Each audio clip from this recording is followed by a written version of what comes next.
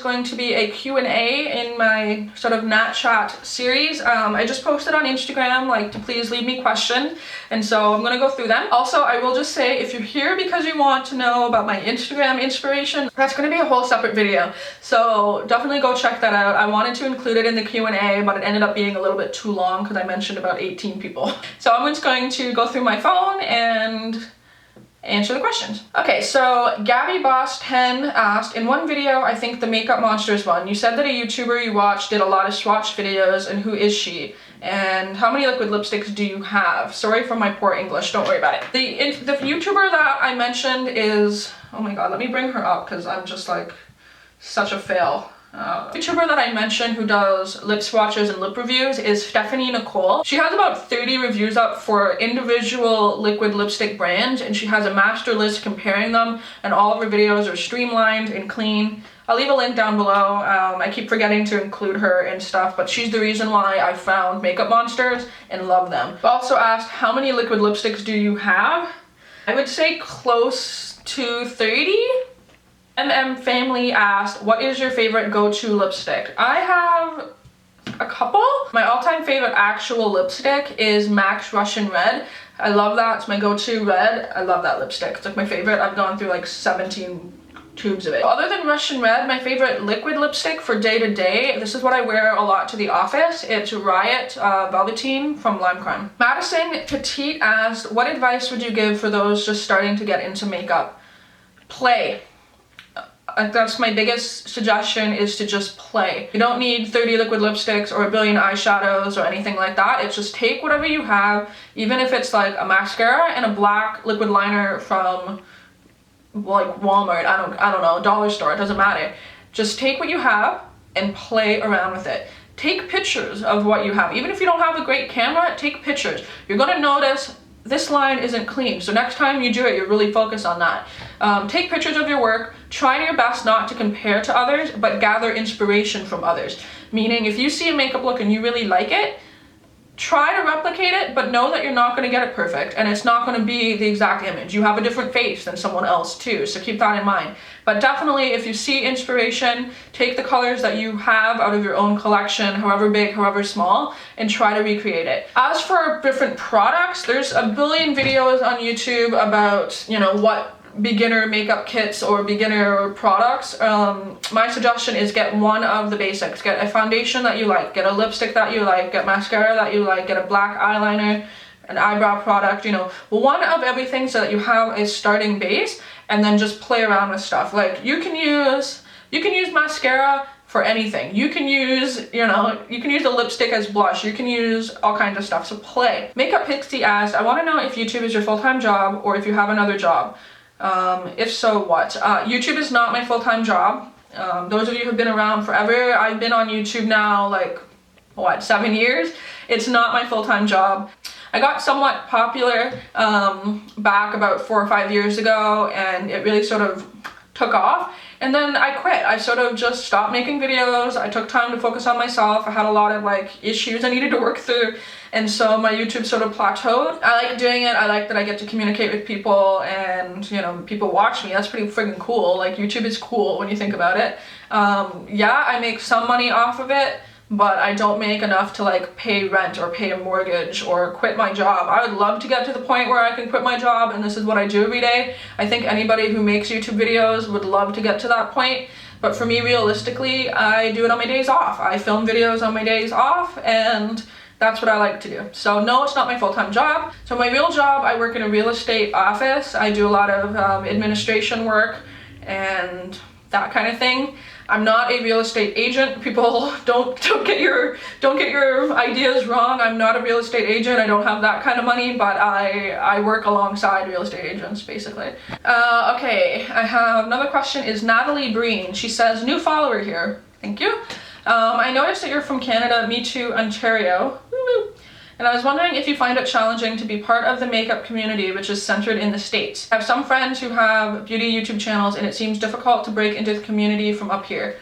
I agree. I totally agree. A lot of the bigger like makeup people are out of LA or out of New York. It doesn't matter though. Los Angeles and New York tend to be the two places where people meet, but I think that's mostly because that's where a lot of people are. And it's a lot of beauty industry stuff is located in those areas. So it's not necessarily like, oh hey, I'm stuck up here in Canada. You can create your own community of people up in Canada. Like I go to iMatch Toronto. My YouTube was active back in the day. I went to iMatch to meet people that I knew from other places in Canada, and we met, we had dinner, it was fun, you know. You can network that way. So there is ways to network. It's just you might have to do a lot more networking online, and that's hard to do, I get that, but it is possible. So you can try to like break in, but that's why Instagram is good. You can talk to people, follow people, make a sort of connection. You know, I always say, like, if you like somebody, like, comment on every one of their videos, and eventually, you know, it's like, oh hey, this person, I know people who comment on every one of my videos. I know your names. When they pop up, I'm like, oh yeah, you've commented on like 10 of my videos.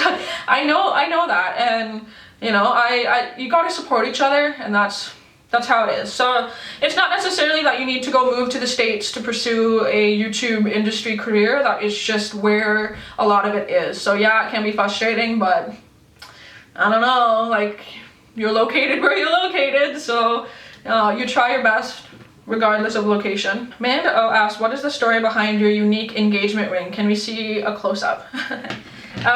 So this is going to be a whole other video. Jeff wants to like sit down with me and actually go over our engagement because it was unique. We did get engaged at a zombie walk.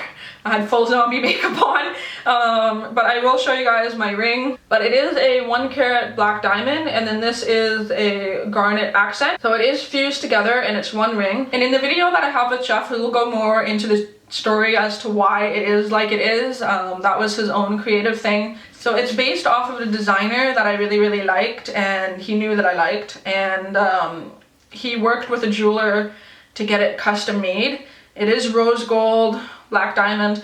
I just always wanted a black diamond. I thought it was cool. I'm like, I'm not a traditional, like, look at my Batman beam down, you know, ring. That's just not my personality. I don't really like the way that like platinum or silver looks on me, so I knew I wanted rose gold. So the reason why it's a teardrop shape is, or pear shaped rather, but it's a teardrop to me.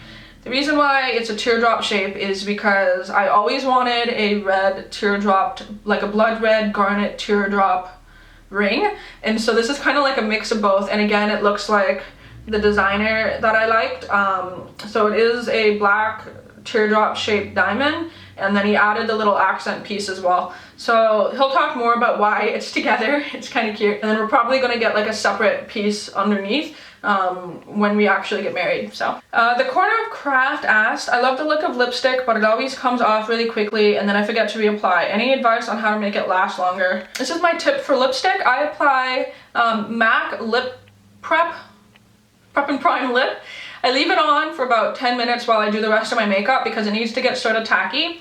Then I apply a lipstick. I take a tissue. It's the thing that like your grandmothers do. You like go meh meh in the lipstick, and then it takes some off and it sort of mattifies it, and then I apply another coat of lipstick, and then it's on. That's what I do. It depends really on the lipstick. If you have like a glossier lipstick, it's gonna come off quickly, more quickly than if you have like a caked on there matte. So I don't know, that's kind of my suggestion. Hopefully that helps. XRA Mussin, I don't know how to pronounce that. Anyway, Michaela, you know your name, asked, how do you confidently wear a bold lipstick out in public, such as blue or green? Here's what you do. You do your makeup, you put on your green lipstick, you go outside. That's all you do. People ask me like, how do you get the confidence to do this? That's all you do. What's gonna happen? What's the worst that could happen? Someone be like, your face. I've never had that happen. Anytime that I've worn, you know, this color or this green or I don't know, like any color, I've always only gotten, oh my god, I love your lip color. Oh my god, what is your lip color? Or I've had a little kid go, mom, her lips are blue. And I'm like, yeah, you know, like there's, you know, maybe some grouchy old man who looks at you on the bus like, you know, who the fuck cares? Just wear it. If anything, you're gonna feel more confident that you stepped outside wearing it than if you go, do I have the confidence to wear it? Just wear it. That's my only suggestion. Nothing, no harm will come of it. I wore OCC's RX, which is pretty close to like this sort of blue like this one, okay? So I wore a bright blue lipstick out to a friend's birthday party. I had no intentions of like picking anyone up or hitting on any dudes or having any dudes hit on me. I just wanted to wear blue lipstick because it was fun, right? Turns out this one guy is like, oh my god, you have so much confidence, I want to make out with you. And I'm like, I have blue lipstick on, so, you know, we're gonna look like a hot mess. Like, and it's OCC lip tar, it's not like a matte liquid lipstick. He's like, I don't care, I think you're hot because you're confident. Boom. Boom. But do it for yourself. Just wear it and be like, fuck it, and just walk out the door. That's my suggestion, because that's what I do. So one last question. This is something that I get a lot. It may seem like sort of an ignorant question, but it's not. It's a legit question. It says, Pippa B. Mine asks, this is so random, but I wonder all the time, do you wear a retainer? It sounds like you might, but I can never be sure, just to settle my crippling curiosity. I don't have a retainer. I have a speech impediment. Like, I have a lisp, okay? I can't even say that word. I'm hard of hearing. I'm almost like 60% deaf. I grew up in a small town where everyone talks fucked up anyway, and so that mix of stuff where I can't hear myself talk, why I talk like this, it's been getting a little bit better because I've gotten hearing aids and I can hear myself talk. I'm not wearing them right now, so that's a bad example. But yeah, I don't have a retainer. I can assure you I don't. It's just the way I talk. A lot of people don't like it. I've gotten comments on it for years on my YouTube. It doesn't bother me. I'm like, okay, that's how I talk. Like, what do you want me to do? My Q&A, I hope you guys like this. Please leave any questions down below for a possible another Q&A. I'm gonna probably do them staggered, like, you know, every now and then I'll do one. But I'll check back for this for the video and check back on like Instagram for a question. So yeah, hopefully you guys enjoyed this, maybe learned something about me, I don't know. Until my next one, I'll talk to all you soon. Bye!